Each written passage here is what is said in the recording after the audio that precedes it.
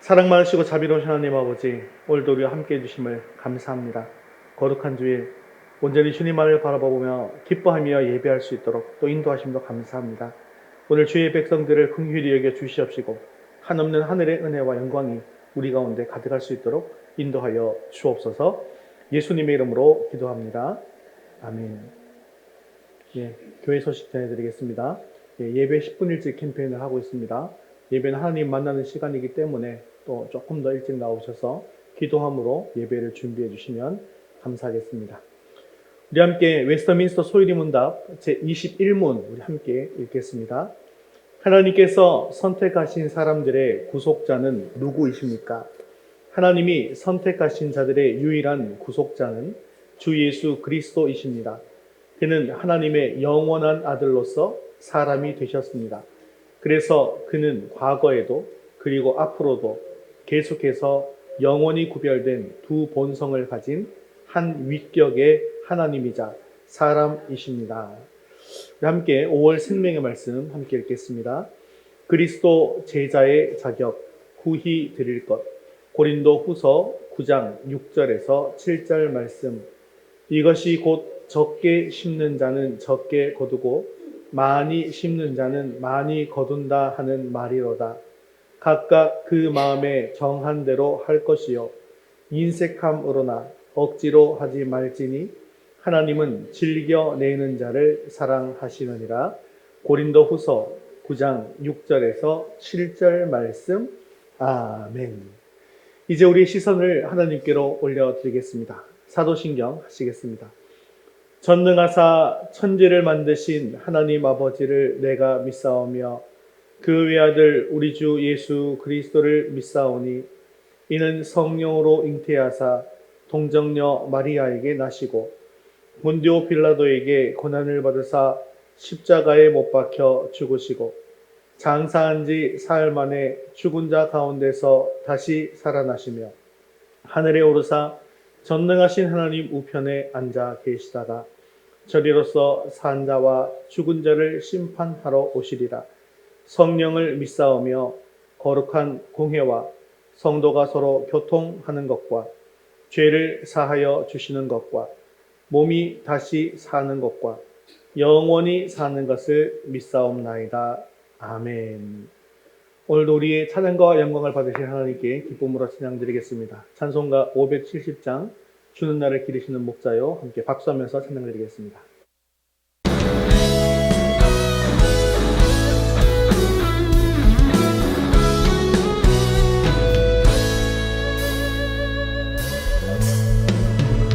주는 나를 기르시는 목자요 나는 주님의 귀한 어린 양 푸른 풀밭 맑은 시냇 물가로 나를 늘 인도하여 주신다. 주는 나를 기르시는 목자요 나는 주님의 귀한 어린 양 푸른 풀밭 맑은 시냇 물가로 나를 인도하여 주신다. 주는 나의 좋은 목자 나는 그의 어린 양 저를 따라 꼴을 먹여주시니 내게 부족함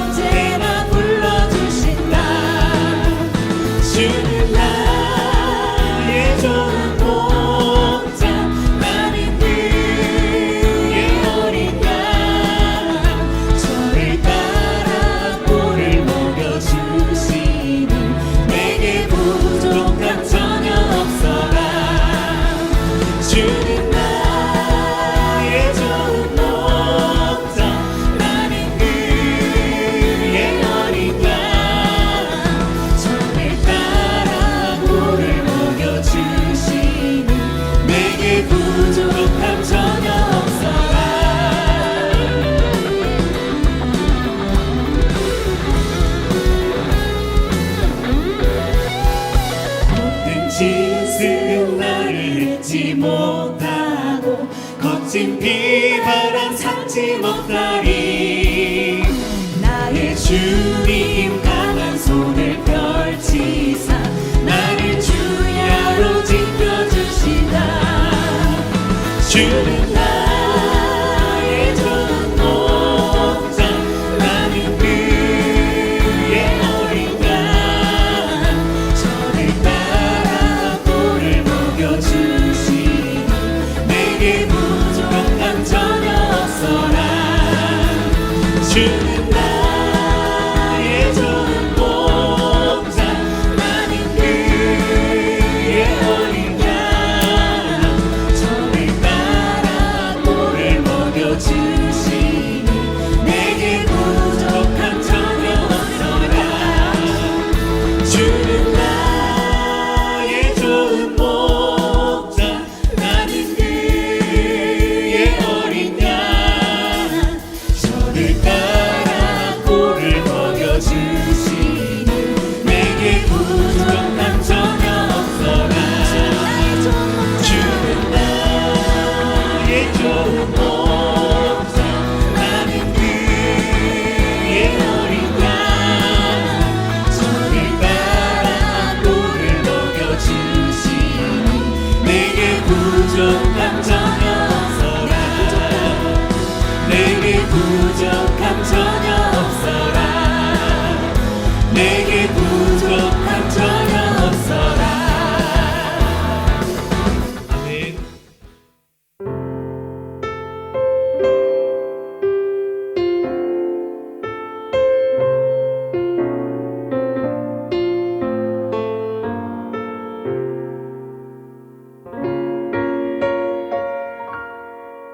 왜 나를 깊은 어둠 속에 홀로 두시는지, 어두운 밤은 왜 그리 길었는지,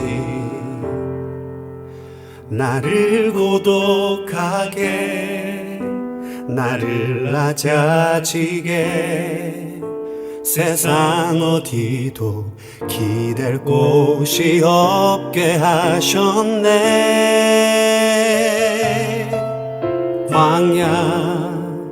광야에 서 있네.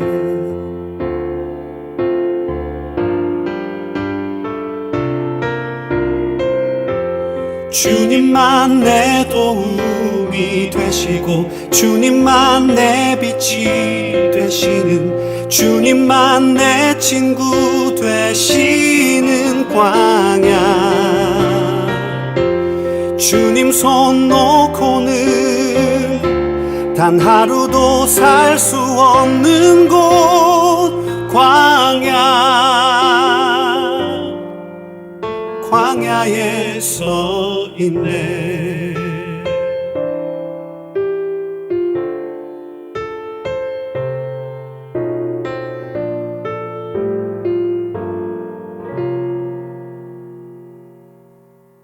왜 나를 깊은 어둠 속에 홀로 두시는지, 어두운 밤은 왜 그리 길었는지, 나를 고독하게 나를 낮아지게 세상 어디도 기댈 곳이 없게 하셨네.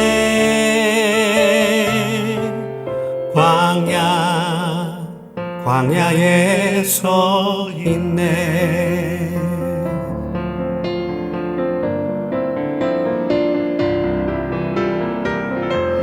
주님만 내 도움이 되시고 주님만 내 빛이 되시는, 주님만 내 친구 되시는 광야. 주님 손 놓고는 단 하루도 살 수 없는 곳 광야.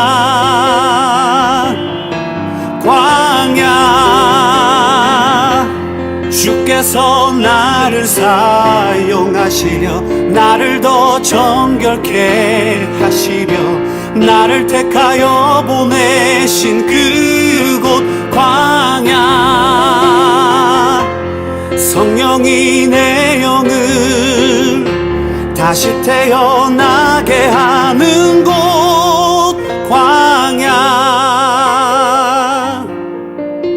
광야에 서 있네.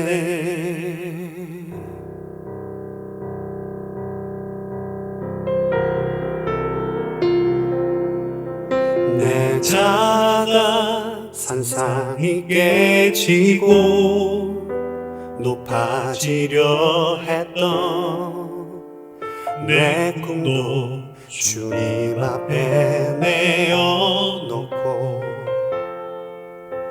오직 주님 뜻만 이루어지기를 나를 통해 주님만 드러나시기를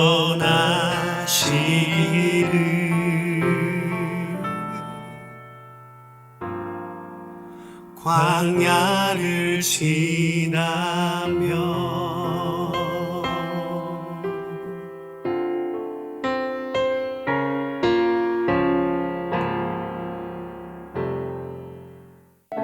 우리 모두 자리에서 일어나셔서 하늘의 문을 여시고 이 자리에 좌성해달라고 큰 목소리로 주의 얼굴을 구하며 찬양합니다.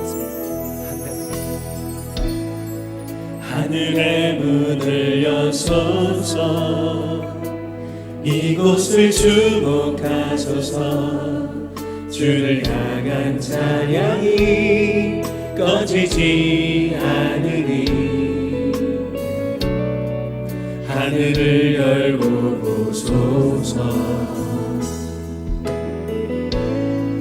이곳에 임재하소서 주님을 기다립니다. 기도의 향기가 하늘에 닿으니 우리 간절한 마음으로 찬양합니다. 주여 임재하여 주소서 이곳에 오셔서 이곳에 앉으소서 이곳에서 드리는 예배를 받으소서 주님의 이름만이 오직 주의 이름만 이곳에 있으시옵소서 이곳에 오셔서 이곳에 앉으소서 이곳에서 드리는 예배를 받으소서 주님의 이름만이 오직 주의 이름만 높임을 받으소서 주님 오 주님 채우소서 주님 나의 잔을 높이 듭니다. 하늘 양식 내게 채워주소서 넘치도록 우리 사모의 심령으로 함께 두 손으로 찬양합니다. 오 주님 오 주님 채우소서 나의 잔을 높이 듭니다. 하늘 양식 내게 채워주소서 넘치도록 채워주소서 우리 영혼을 만족하시고 소생자 그리고 자리에서 일어나서 함께 예배를 위해서 기도하겠습니다. 오늘 우리 예배 가운데 충만히 임하여 주셔서 우리 예배를 기뻐받아 주시옵소서. 주님의 음성을 듣게 하시고 말씀을 통해 주님의 뜻을 이루어갈 결단이 있게 해달라고 기도하시며 서지수 성도님 기도하겠습니다. 하늘 양식 내게 채워주소서 넘치도록 우리 사모의 심령으로 함께 두 손으로 찬양합니다. 오 주님 채우소서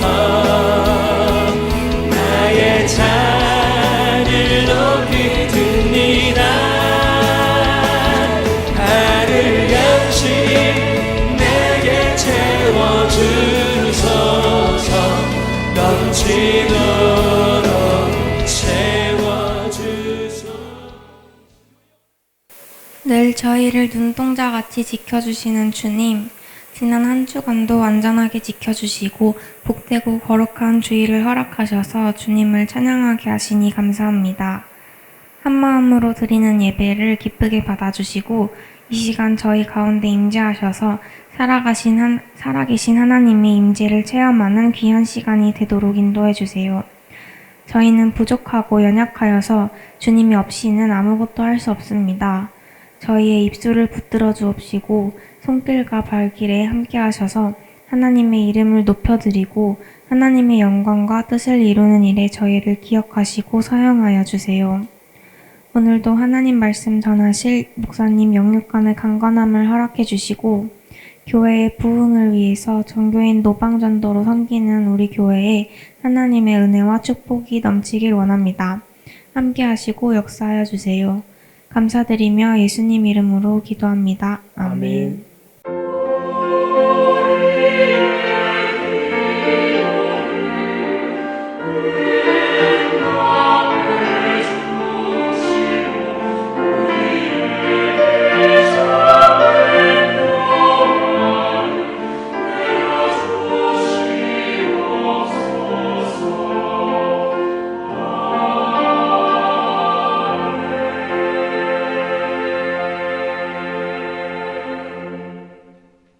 오늘 주신 하나님 말씀은 여호수아 7장 1절에서 9절까지 말씀입니다. 여호수아 7장 1절에서 9절까지 말씀 구약성경 328면에 있습니다. 우리 한 목소리로 천천히 함께 읽겠습니다. 이스라엘 자손들이 온전히 바친 물건으로 말미암아 범죄하였으니 이는 유다 지파 세라의 증손 삽디의 손자 갈미의 아들 아간이 온전히 바친 물건을 가졌습니다. 여호와께서 이스라엘 자손들에게 진노하시니라. 여호수아가 여리고에서 사람을 베델 동쪽 벳아인 곁에 있는 아이로 보내며 그들에게 말하여 이르되 올라가서 그 땅을 정탐하라 하매 그 사람이 올라가서 아이를 정탐하고 여호수아에게로 돌아와 그에게 이르되 백성을 다 올라가게 하지 말고 2,3,000명만 올라가서 아이를 치게 하소서. 그들은 소수이니 모든 백성을 그리로 보내어 수고롭게 하지 마소서 하므로 백성 중 3,000명쯤 그리로 올라갔다가 아이 사람 앞에서 도망하니 아이 사람이 그들을 36명쯤 쳐 죽이고 성문 앞에서부터 스바림까지 쫓아가 내려가는 비탈에서 쳤으므로 백성의 마음이 녹아 물같이 된지라. 여호수아가 옷을 찢고 이스라엘 장로들과 함께 여호와의 궤 앞에서 땅에 엎드려 머리에 티끌을 뒤집어 쓰고 저물도록 있다가 이르되 슬프도소이다 주 여호와여 어찌하여 이 백성을 인도하여 요단을 건너게 하시고 우리를 아모리 사람의 손에 넘겨 멸망시키려 하셨나이까. 우리가 요단 저쪽을 만족하게 여겨 거주하였다면 좋을 뻔하였나이다. 주여 이스라엘이 그의 원수들 앞에서 돌아섰으니 내가 무슨 말을 하오리이까. 가나안 사람과 이 땅의 모든 사람들이 듣고 우리를 둘러싸고 우리 이름을 세상에서 끊으리니 주의 크신 이름을 위하여 어떻게 하시려 하나이까 하니 아멘. 제2차 세계대전 당시에 승승장구하던 독일이 패전하게 되어진 아주 결정적인 사건은 바로 노르망디 상륙 작전인데요. 당시 히틀러의 절대적인 신임을 받고 있던 이 롬멜 장군이 프랑스 남부 해안에 요새를 이렇게 잘 구축함으로 말미암아서 전 유럽을 장악할 수가 있었습니다. 근데 그때 가운데 1944년 5월 말쯤에 며칠 동안 바다에 안개가 자욱했습니다. 롬멜은 그런 비상 조건 속에서는 연합군이 절대로 얼씬거리지도 못할 것이다 라고 판단을 했어요. 그래서 긴장도 풀렸고 때마침 아내의 생일이기도 해서 며칠간 베를린으로 휴가를 떠났습니다. 그런데 바로 그 사이에 연합군의 노르망디 상륙작전이 개시가 되었고 그리고 결국 독일은 패전하고 말았습니다. 여러분들 생각하기에 위태로운 때가 과연 언제가 위태로운 때라고 생각되십니까? 언뜻 생각해 보면 눈에 보이는 외적인 환경 조건이 나쁠 때인 것 같죠? 또는 질병이나 고난 등의 위협이 있을 때가 가장 위태로울 때처럼 보입니다. 하지만 이런 경우에는 오히려 긴장하고 조심하게 되기 때문에 차라리 덜 위험한 것이죠. 정말 위태로운 때는 오히려 내 사방이 평안하고 형통할 때라는 것입니다. 이럴 때일수록 사람의 마음은 해이해져 버리고 방심해 버리기 쉽습니다. 이럴 때 문제가 터지면 정말 속수무책으로 크게 당하게 되는 것이죠. 2차 세계대전 때 롬멜 장군이 경험했던 것처럼요. 우리의 신앙생활도 마찬가지입니다. 우리는 고난을 두려워합니다. 그리고 고난이 오지 않기를 바라고 또 기도하고 있습니다. 요즘 우리가 그런데 시편을 읽고 있잖아요. 시편을 읽다 보니까 시편 기자들이 이 시편을 쓸 때 형통할 때 많이 썼던가요? 아니면 공고하고 고난당할 때 많이 썼던가요? 고난당했을 때 많이 쓴 것을 볼 수가 있는 것이죠. 이것은 무엇을 뜻하는 것일까요? 바로 고난의 때에 오히려 우리의 신앙이 더욱더 단단해지고 견고해질 수 있다는 것을 보여주는 것입니다. 기독교 역사를 살펴보면요. 기독교가 아주 잘 나갈 때 그때 신앙이 굳건했던지 아니면 기독교가 탄압받고 받게 될 때 신앙이 굳건해졌습니까? 언제입니까? 오히려 박해받고 순교하고 이런 시대에 신앙이 더욱더 굳건해진 것을 볼 수가 있더라는 것이죠. 이처럼 우리가 신앙생활을 하면서 경계할 것은 외적인 문제가 아니라 우리의 내면에 방심해 있다라는 것을 알 수가 있는 것입니다. 신앙생활을 하고는 있지만 이 신앙의 잠에 빠져서 방심하다 보면 우리에게 큰 위기가 닥칠 수도 있더라는 것이죠. 오늘 본문에 기록된 아이성 전투가 바로 그런 사실을 여실히 보여주고 있습니다. 본문을 보면 아이성 전투에서 여호수아와 이스라엘 백성은 참패를 당하고 맙니다. 그런데 상식적으로는 도무지 이해가 되지 않습니다. 왜냐하면 그들이 지금 직전에 정복했던 이 여리고성에 비하면 이 아이성이라고 하는 것은 이름도 아이성이잖아요. 여리고성에 비하면 여리고가 어른이면 아이성은요 아이 같은 그런 작은 성이었다는 것이죠. 인구도 불과 1만 2천 명밖에 되지 않습니다.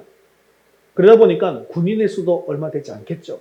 그런데 이스라엘의 군인의 수는요 60만 대군이었다는 것이죠. 철옹성 여리고를 당당하게 정복한 60만 명의 군인들을 거느린 이스라엘이 패배했다는 것은 너무나도 뜻밖의 사건이었습니다. 그때 이스라엘의 황당한 심정을 여호수아 7장 5절에서 우리는 읽을 수가 있는데요. 어떤 심정일까요? 읽어보겠습니다. 아이 사람이 그들을 36명쯤 쳐 죽이고 성문 앞에서부터 스바림까지 쫓아가 내려가는 비탈에서 쳤으므로 백성의 마음이 녹아 물같이 된지라.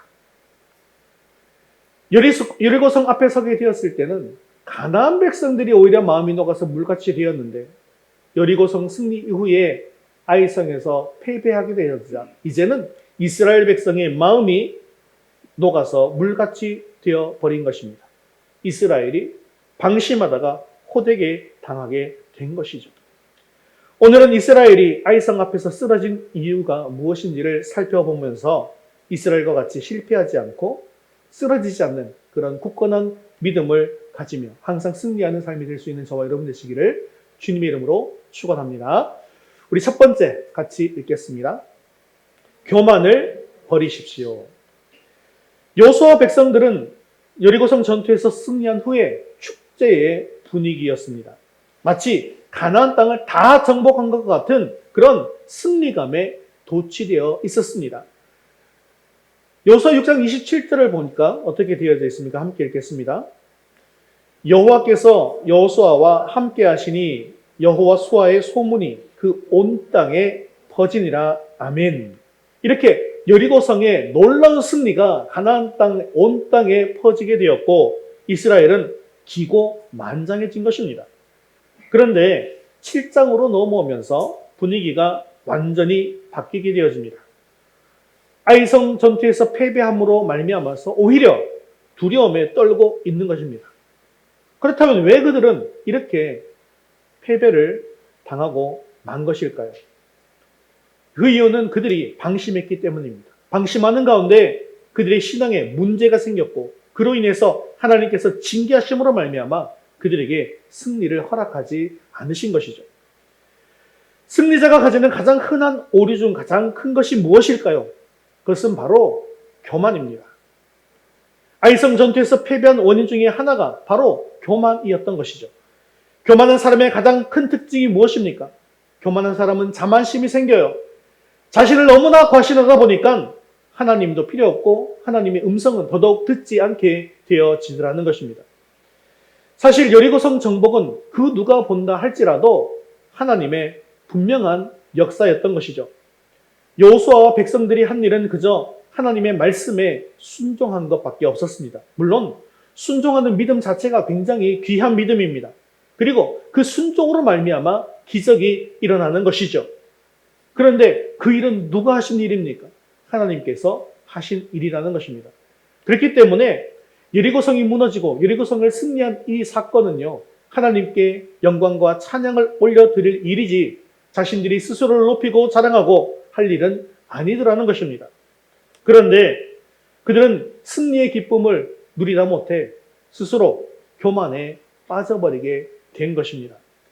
마치 그 승리가 자신들에게서부터 비롯된 것처럼, 자신들의 실력처럼 된 것처럼 착각하게 되었다는 것이죠.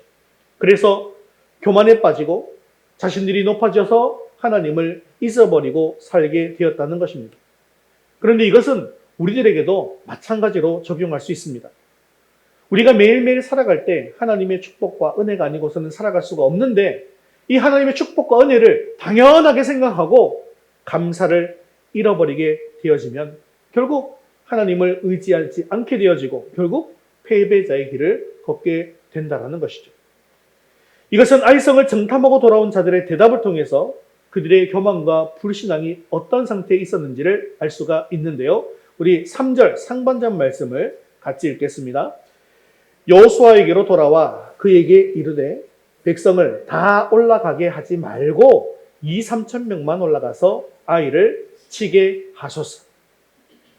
자, 저들이 정탐한 바에 의하면 이 아이성은 정말 아이와 같아서 모든 면에 있어서 보잘것이 없어 보였던 것입니다. 그렇기 때문에 이 성을 정복하기까지는 한 2-3천 명만 올라가도 충분히 정복할 수 있다라는 생각을 하게 되었다는 것이죠. 그런데 이 생각은 어디서 나온 것이냐면 여리고성을 자기들이 함락시켰다라는 경험에서 나온 생각이었던 것입니다.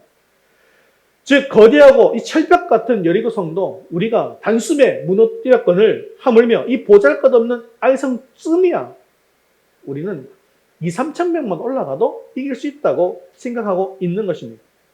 그런데 다시 한번 생각해 보십시오. 여리고성이 어떻게 무너지고 여리고성 전투에서 어떻게 승리한 것입니까? 하나님께서 명령하셨고 그 명령하신 것을 여호수아는 백성들에게 그대로 또한 명령했습니다. 그리고 백성들은 그 하나님의 명령에 온전히 순종했기 때문에 이 여리고성 전투에서 승리할 수가 있었던 것입니다. 그런데 여리고성의 이 완승 이후에 7장에 넘어오게 되어지면 하나님의 인도를 받았다는 기록이 나오지 않습니다. 무엇을 뜻하는 것입니까? 교만이 생겼다는 거예요. 또한 이런 교만 때문에 과거의 승리를 자신의 노력의 결과라고 생각하게 된 것입니다. 하지만 여리고성은 결코 그들이 함락시킨 것이 아닙니다.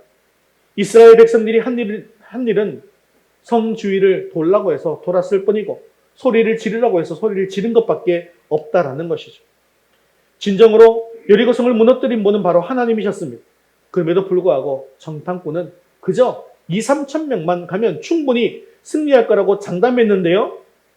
이 보고를 들은 여호수아도 그 분위기에 편승해버리고 말았다는 것이죠. 이 장면에 하나님은 등장하지를 않습니다.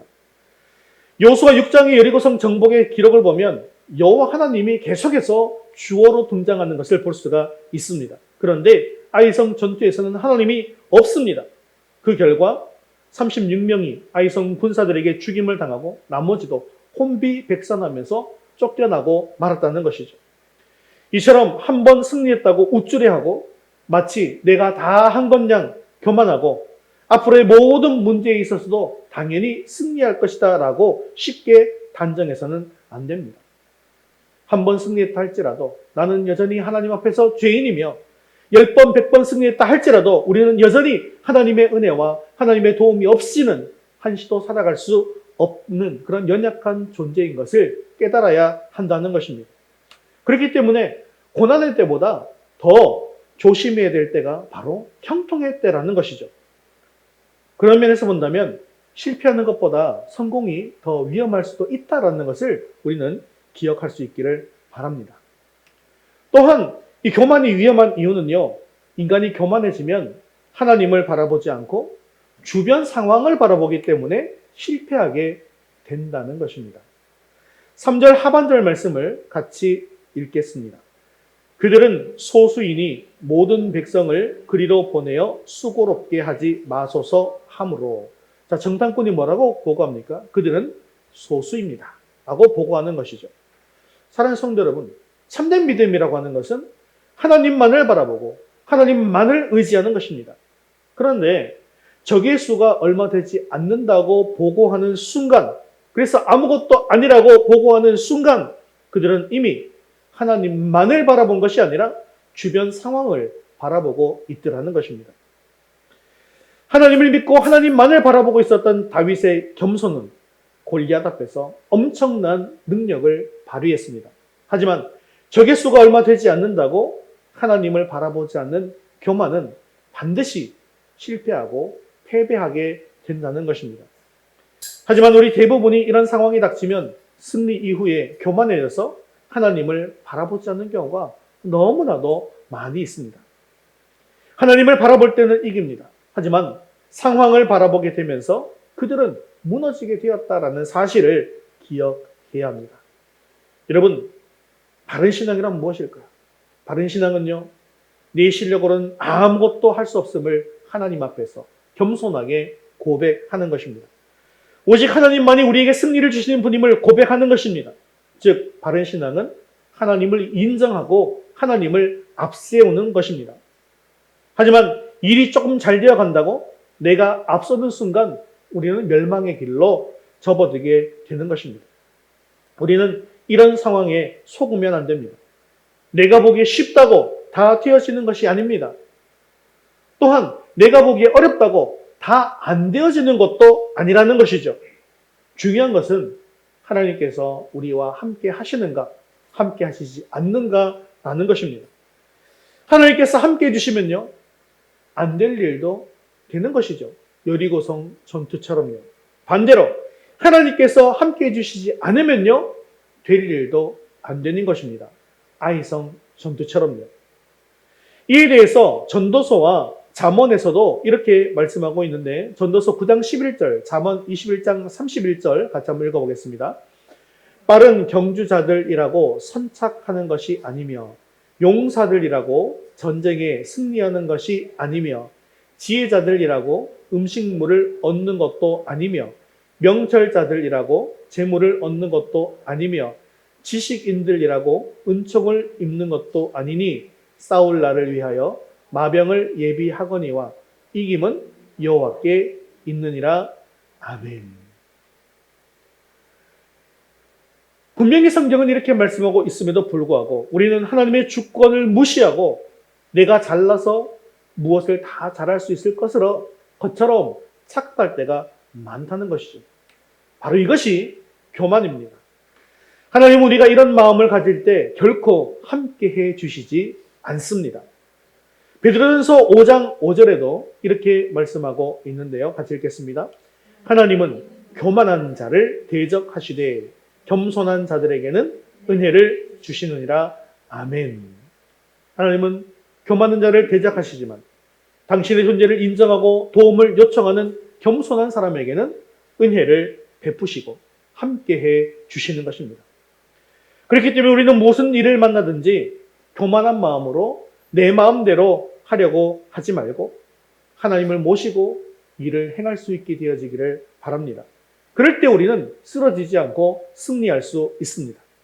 아무리 사소한 일이라 할지라도 하나님, 내 힘만으로 이 일을 감당할 수 없습니다. 하나님, 나를 도와주셔서 나와 함께해 주옵소서. 이렇게 기도하고 이렇게 나아가는 믿음이 저와 여러분 가운데 있기를 주님의 이름으로 축원합니다. 또한 우리가 교만에 빠질 때 한 번 더 생각해 보아야 될 것은요, 이 교만에 빠지게 되면 최선을 다하지 않게 되어진다는 것입니다. 우리 4절 말씀을 같이 함께 읽겠습니다. 백성 중 3,000명쯤 그리로 올라갔다가 아이 사람 앞에서 도망하니. 자, 지금 몇 명이 공격했다고 되어 있습니까? 3,000명입니다. 이스라엘 백성들은 여리고성을 정복하기 전까지는 최선을 다했습니다. 6장까지를 살펴보면 매일 새벽에 일어나서 기도하고 하나님의 말씀을 듣고 또 하나님의 말씀에 온전히 순종했습니다. 하나님만을 바라보고 잠잠히 하나님의 때를 기다렸습니다.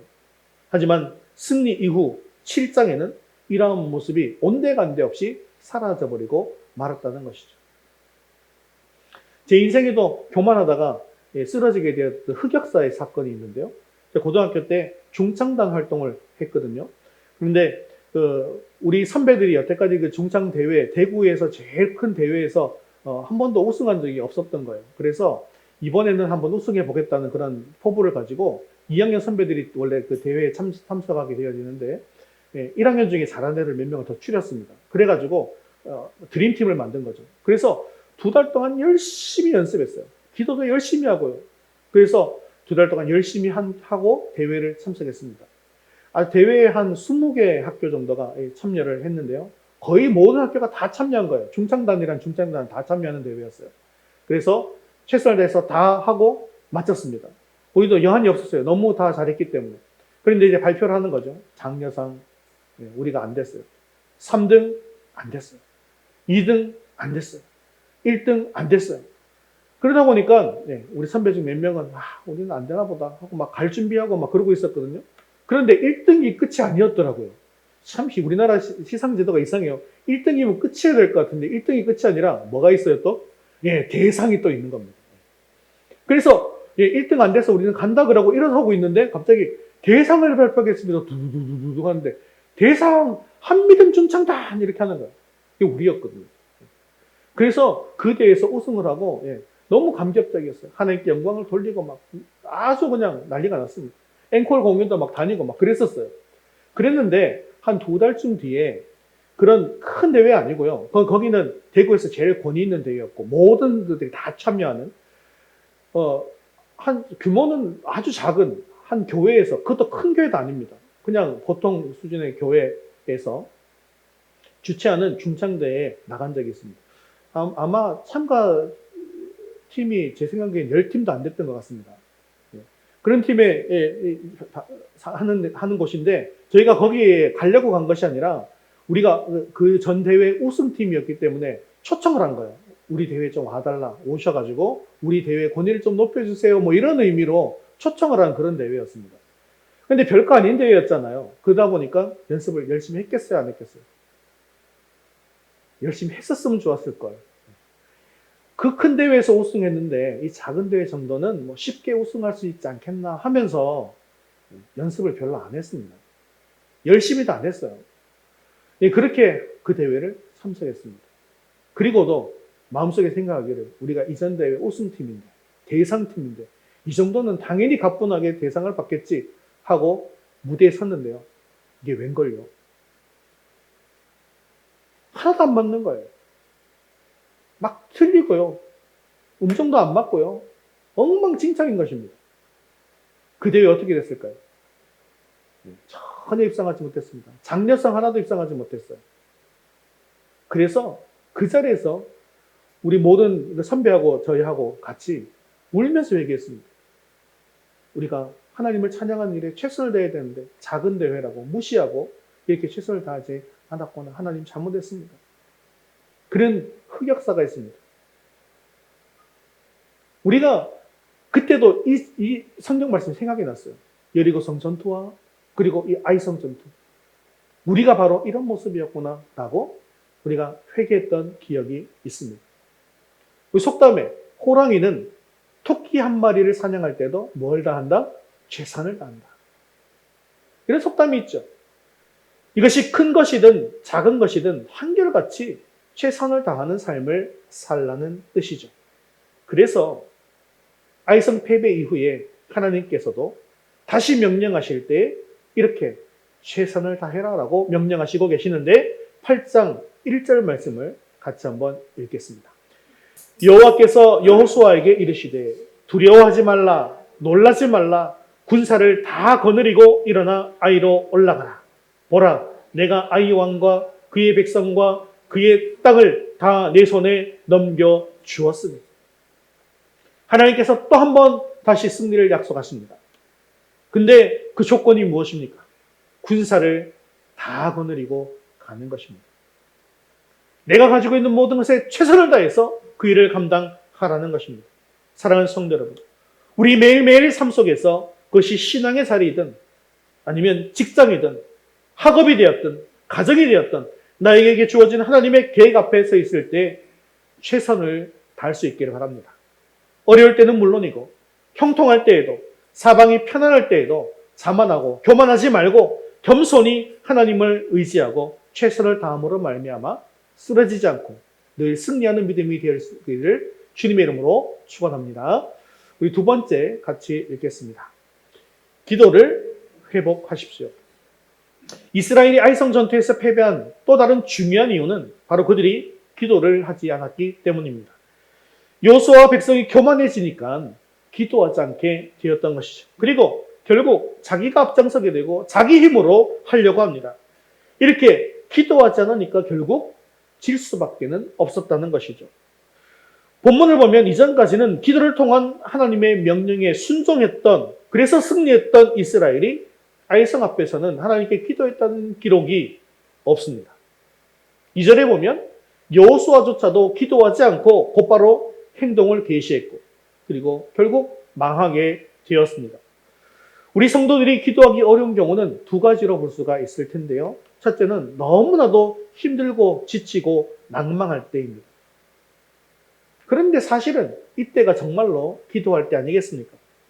하나님 앞에 나와서 간절하게 기도할 때 하나님의 능력이 다시 나타나게 되어지고 다시 승리할 수 있습니다.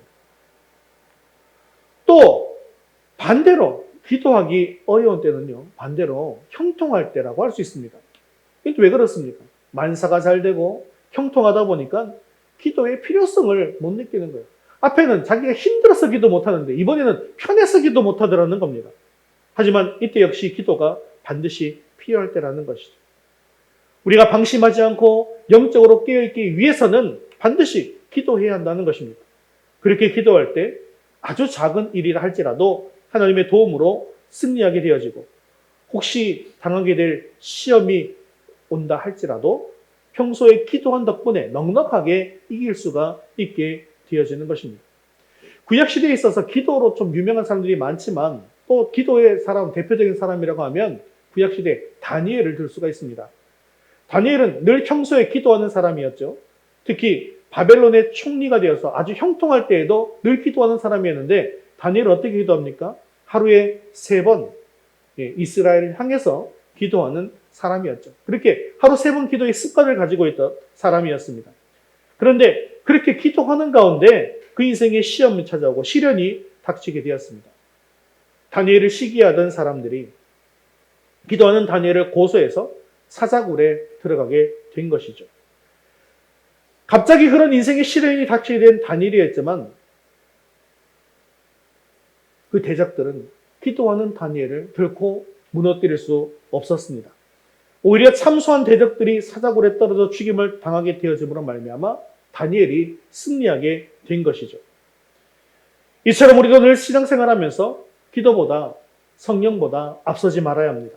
어떤 일을 할지라도 하나님께 먼저 여쭈어 보고 하나님의 인도하심을 받아서 일을 행해야 한다는 것이죠. 다윗을 보십시오. 다윗도 늘 기도하는 습관을 가진 사람이었습니다. 무슨 일을 하든지 하나님께 기도로 하나님의 뜻을 묻고 행하였습니다. 그런데 어느 날 이 기도의 사람이었던 다윗이 또 교만에 빠져버린 사건이 생깁니다. 기도하지 않고 방심했어요. 그리고 늦잠을 자다가 그만 인생 최대의 죄악인 간음죄와 살인죄를 저지르고 만 것이죠. 매사에 기도했던 여호수아도 여리고성 전투에 도취되어서 기도하지 않고 아이성 공격을 결정해버리고 말았습니다. 이것이 그의 인생의 결정적인 오점으로 남게 된 것이죠. 우리에게 기도가 없다는 말이 무엇일까요? 그만큼 하나님의 도우심이 없이도 살아갈 수 있다는 교만한 삶을 살아가고 있는 것입니다. 그러므로 하나님의 자녀인 우리들은 무슨 일을 하든지 기도로 시작하고 기도로 마쳐야 한다는 것입니다. 하지만 지금 여호수아와 이스라엘은 기도하지 않으므로 실패해버리고 말았습니다. 쉽게 생각했던 일에서 실패해버렸기 때문에 여호수아는 얼마나 답답했겠습니까? 그런데요, 실패보다 더 중요한 것이 있습니다. 그것은 실패를 경험하기는 했지만 실패 이후에 다시금 어떤 삶으로 바뀌는가라는 것입니다. 다윗도 잠시의 교만함으로 실패했습니다. 하지만 시편 51편에 보면 다윗의 회개의 시가 나오죠. 실패했지만 즉각적으로 회개합니다. 그리고 그 회개로 말미암아 다시 일어나게 되어서 위대한 다윗 왕의 모습으로 돌아오게 되었다는 것이죠. 여호수아의 경우에도 그 실패 앞에서 넘어진 채로 좌절하고 쓰러져 있었던 것이 아닙니다. 6절 말씀을 함께 읽겠습니다. 여호수아가 옷을 찢고 이스라엘 장로들과 함께 여호와의 궤 앞에서 땅에 엎드려 머리에 티끌을 뒤집어 쓰고 저물도록 있다가 아멘. 자, 날이 저물 때까지 하나님 앞에 옷을 찢고 머리에 티끌을 뿌렸는데요. 이 옷을 찢는 것, 이것은요, 회개한다는 의미입니다. 티끌을 뒤집어 쓰고 죄를 뒤집어 쓰고 죄에 앉아 있는 것, 이것도 다 나는 죄인입니다. 나는 티끌과 같은 존재입니다. 아무것도 아닌 존재입니다. 라고 회개하는 것을 의미하는 것입니다. 즉 이것은 실패했지만, 비록 실패했지만 지금은 다시 하나님 앞에 엎드려서 철저하게 회개한 모습을 보여주고 있는 것이죠. 이처럼 우리도 인생길 앞에서 예상치 못하게 난관과 실패를 만날 때가 있습니다. 그래서 좌절하고 또 심하게는요, 우울증에 빠지는 경우도 있다는 것이죠. 하지만 그렇게 쓰러져 있는다고 해서 문제가 해결되는 것은 결코 아닙니다. 비록 내가 실패했다 할지라도 바로 그 자리에서 하나님 앞에 겸손히 나아가서 자신의 죄를 철저하게 회개하고 하나님 앞에 다시 부르짖을 수 있기를 바랍니다. 그럴 때 길이 다시 보이게 되어지고 해결책이 보이게 된다는 것이죠. 특히 내가 유능하고 사회에서 성공하고 가정이 형통하고 또 자녀가 잘 되어 있다 할지라도 더욱더 열심히 기도할 수 있기를 바랍니다. 승리의 삶보다 더 중요한 것은 승리, 그 이후의 삶이기 때문이죠. 이렇게 기도할 때 하나님께서는 우리를 더욱더 크게 사용하여 주실 줄로 믿습니다. 자, 마지막으로 9절 말씀을 살펴보시면 여호수아가 아이성에서의 패배와 실패보다 더욱더 두려운 것이 무엇인지를 알 수가 있는데 9절 함께 읽겠습니다. 가나안 사람과 이 땅의 모든 사람들이 듣고 우리를 둘러싸고 우리 이름을 세상에서 끊으리니 주의 크신 이름을 위하여 어떻게 하시려 하나이까 하니. 여호수아는 이번에 이 패배로 인해서 이스라엘 백성들이 가나안 족속들이 자신감을 회복하고 이스라엘을 치려고 모두 일어나게 되어질 것을 두려워하고 있는 것이죠. 그래서 결국 하나님의 크신 이름이 우리로 말미암아서 훼손되지는 않을까 두려워하고 있는 것입니다. 하지만 하나님 앞에서 바로 서게 된 여호수아는 이제 자신의 힘을 내세우지 않습니다. 회개한 여호수아가 이제는 하나님 앞에 이렇게 부르짖는 것이죠. 주의 크신 이름을 위하여 어떻게 하시려 하나이까. 하나님, 이제 어떻게 하려고 하십니까? 하나님밖에 없습니다. 라고 부르짖는 것입니다. 이처럼 비록 나의 불신앙과 실수로 인해서 어려움에 빠져 좌절하게 되었다 할지라도 기도를 회복하고 회개한 후에는 오직 하나님만을 전폭적으로 의뢰하면서 하나님의 크신 이름을 위하여 어떻게 하시려 하나이까? 라고 부르짖기를 바랍니다. 또한 이러한 기도를 하나님께서는 결코 거절하지 않으십니다. 시편 50편 15절에 그래서 이렇게 기록하고 있습니다. 시편 50편 15절 말씀 같이 읽겠습니다. 환난 날에 나를 부르라. 내가 너를 건지리니 네가 나를 영화롭게 하리로다. 아멘. 사랑하는 성도 여러분, 이처럼 기도하는 것이 쓰러지지 않는 믿음의 비결입니다. 그리고 여리고성뿐만 아니라 아이성에서도 다시 승리할 수 있는 비결인 것입니다. 기도하지 않으면 승리할 수 없다는 것을 반드시 기억하시고 공부할 때나 형통할 때나 언제든지 하나님만을 의지함으로 하나님께서 주시는 승리를 누리는 저와 여러분 되시기를 주님의 이름으로 축원합니다. 말씀을 맺겠습니다. 이스라엘은 여리고성에서는 승리했지만 이후에 아이성 전투에서 패배와 실패를 경험하고 말았습니다. 사랑하는 성도 여러분, 우리가 인생을 살면서 가장 위태로울 때는 오히려 형통하고 안전할 때, 그리고 승리를 거둔 직후일 수 있다는 것을 기억할 수 있기를 바랍니다. 우리가 계속해서 승리하기를 원한다면 내 안에 가득 찬 교만을 내려놓으시기를 바랍니다. 상황을 바라보지 마시고 하나님만을 바라보시기를 바랍니다. 그리고 무엇을 하든지 최선을 다할 수 있기를 바랍니다. 그리고 기도보다 성령보다 앞서지 마시기를 바랍니다. 그래서 우리는 슬플 때나 기쁠 때나 공부할 때나 형통할 때나 승리가 하나님께 있음을 기억하고 늘 깨어 기도하며 하나님만을 의지할 수 있기를 바랍니다. 그래서 다시는 실패 앞에서 쓰러지지 않고 항상 승리하는 믿음을 가지게 되어질 수 있기를 주님의 이름으로 축원합니다. 우리 모두 자리에서 일어나셔서 헌신송 시편 40편 하나님의 음성을 듣고자 기도하면 함께 찬양드리고 기도와 축도로 예배를 마치겠습니다.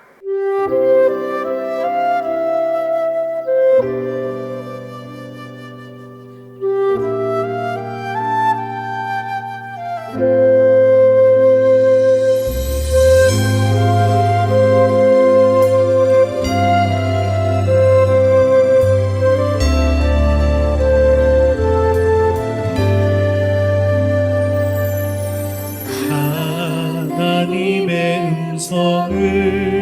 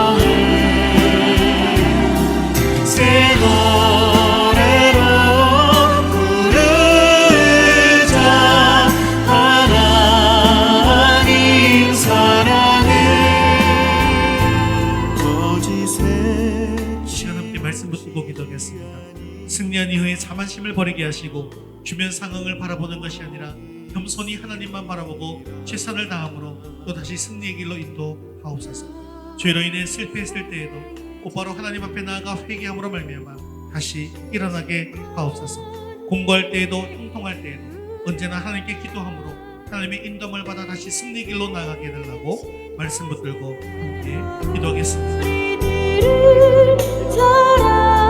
사랑하여 주시네 새 노래로 부르자 랄랄라 하나님께 올리 찬송해 새 노래로 부르자 하나님 사랑해 새 노래로 부르자 랄랄라 하나님께 올리 찬송해 새 노래로 부르자 하나님 사랑해. 하나님 아버지, 오늘도 하나님 말씀의 은혜를 주심을 감사합니다. 하나님께서는 우리가 기도할 때 들어주시고 말씀에 순종할 때 능력을 주셔서 이기게 하심을 믿습니다.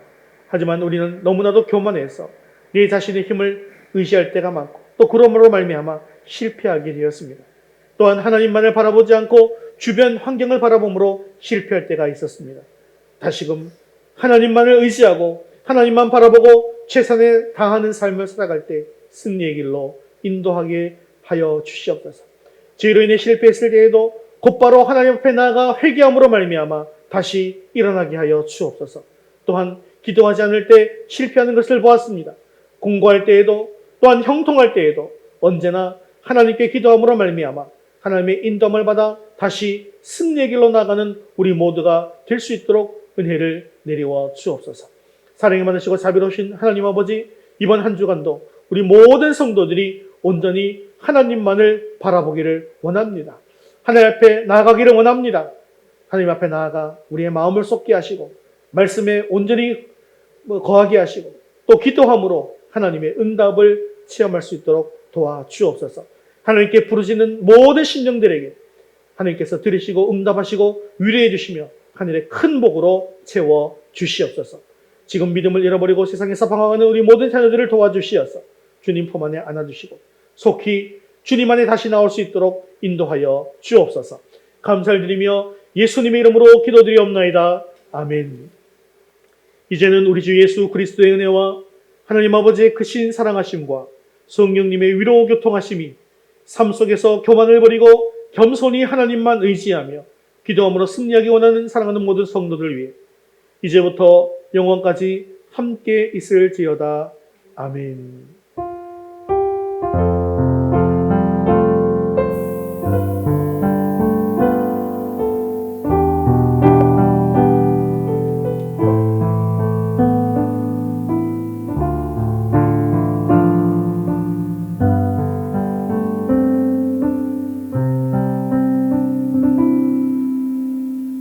우리 5월 파송 찬양 너는 강하고 담대하라 함께 찬송드리겠습니다.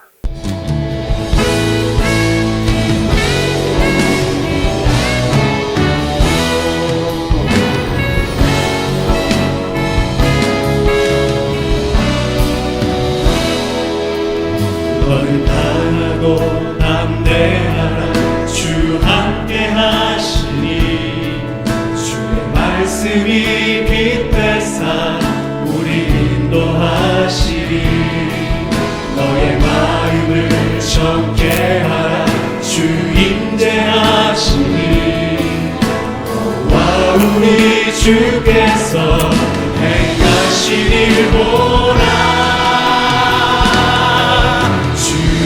내게 허락하신 이 약속의 땅에 주 의지하며 나갈 때에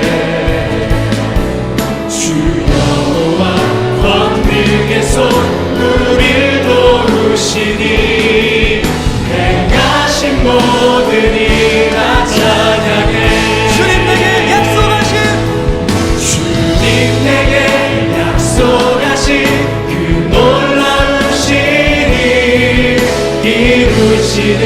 주의 찬양해 주 여호와 능력의 주 온 세상 알도록 위대하신 주 선포하리라 아멘 진리의 빛으로 진리의 빛으로 성령의 빛으로 지금 이곳에 주 임재하소서 주의 나라 위에 택하신 주 백성 이제 일어나 주 이름 외치세 주님 내게 허락하신 이 약속의 땅에 주를 의지하며 나갈 때 주 여호와 권능의 손 우릴 도우시니 행하신 모든 일 다 찬양해 주님 내게 약속하신 그 놀라우신 일 이루시는 주의 찬양해 주 여호와 능력의 주 온 세상 알도록 위대하신 주 선포하리라 위대하신 주님을 위대하신 주 선포하리라 위대하신 주 선포하리라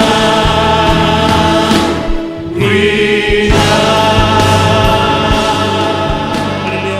우리 경고의 목소리겠습니다. 믿음으로 승리하는 하나님 되시기 바랍니다.